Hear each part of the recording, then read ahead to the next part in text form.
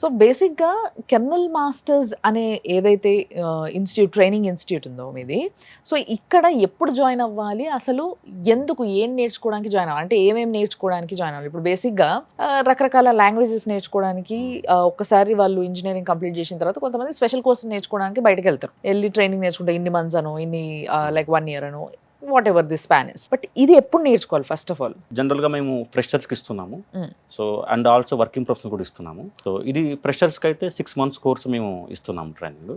Okay. So ఈ 6 months కోర్స్‌లో వాళ్ళకి మెయిన్‌గా సి ప్రోగ్రామింగ్ లాంగ్వేజ్ కావాలి. సో నార్మల్‌గా మన సాఫ్ట్‌వేర్ తీసుకుంటే సాఫ్ట్‌వేర్‌లో మెనీ ప్రోగ్రామింగ్ లాంగ్వేజ్ ఉండొచ్చు. సో సాఫ్ట్‌వేర్‌లో Java, Python, PHP, web development, app development depends on the area బట్టి ఎన్నో నంబర్ ఆఫ్ ప్రోగ్రామింగ్ లాంగ్వేజెస్ ఉంటాయి.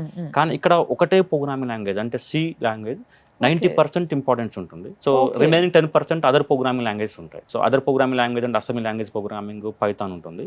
సో ఎందుకు 90% సి ప్రోగ్రామింగ్ లాంగ్వేజ్ ఇక్కడ కీ రోల్ ప్లే చేస్తుందంటే, ఇప్పుడు నార్మల్గా అప్లికేషన్ ప్రోగ్రామింగ్ లాంగ్వేజ్ మనం ఏం తీసుకున్నా కానీ అది ఓన్లీ ఫర్ అప్లికేషన్ లో ఉంటుంది.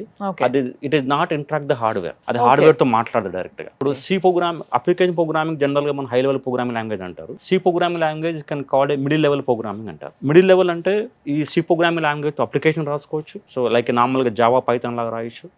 అదే సి ప్రోగ్రామింగ్ లాంగ్వేజ్ తో లో లెవెల్ కూడా రాయొచ్చు. ఓకే. లో లెవెల్ అంటే రైట్ ఏ ప్రోగ్రామ్ డైరెక్ట్ కమ్యూనికేట్ హార్డ్వేర్. అదే సి ప్రోగ్రామింగ్ లాంగ్వేజ్ తో పాసిబుల్ అవుతుంది. సో అందుకే ఈ సి ప్రోగ్రామింగ్ ఉన్న గొప్పతనం వల్ల సో ఎంబెడెడ్ సిస్టమ్స్ లో సి ప్రోగ్రామింగ్ లేకుండా కెరియర్ ఉండదు. సో మేబీ 20 years బ్యాక్ నా కెరియర్ స్టార్ట్ చేశాను ఎంబెడెడ్ సిస్టమ్స్ లో. అప్పుడు సి ప్రోగ్రామింగ్ లాంగ్వేజ్, ఈ రోజు కూడా సి ప్రోగ్రామింగ్ లాంగ్వేజ్.